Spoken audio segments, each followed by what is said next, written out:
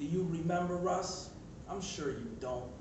I could try to remind you, but you probably still won't. Because you always looked away when we passed you by. You shut us out and kept it moving when we asked you why. We're the ones you trampled and never asked for forgiveness. Yet when you gave us a mile, we only took a few inches. We are the ones who live on the fringes, so you kept us at a distance and labeled us misfits. While the rich kids got everything on their wish list, we went giftless nearly every Christmas. We even bared our souls to you without masks. But since it's all about cash, you called us outcasts, convinced that even if we won the lottery, our children would probably still be born into poverty. You assumed we were all guilty of robbery and never saw us as people, just numbers and property. You stood by watching us die, withholding your medicine. We came to your hospitals, but you wouldn't let us in. We're the ones you turned away because we weren't qualified.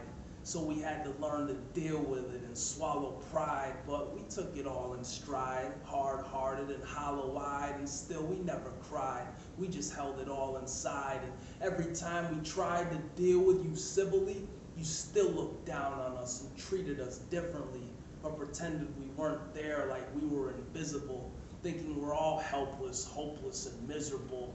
But we made the most of life.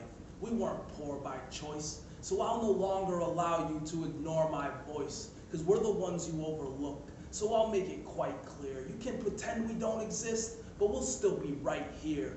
And we'll rise up against you, just like our forefathers. Because when we paid you a visit, you slammed the door on us.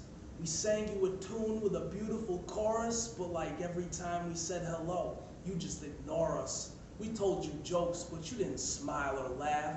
We made you paintings that you tossed into a pile of trash.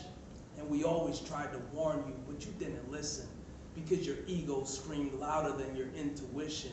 You put yourself in this position. You have no one else to blame for turning life on earth into a selfish game. So while you're lusting after luxury, it's God we seek. We'll inherit the earth, because meek does not mean weak.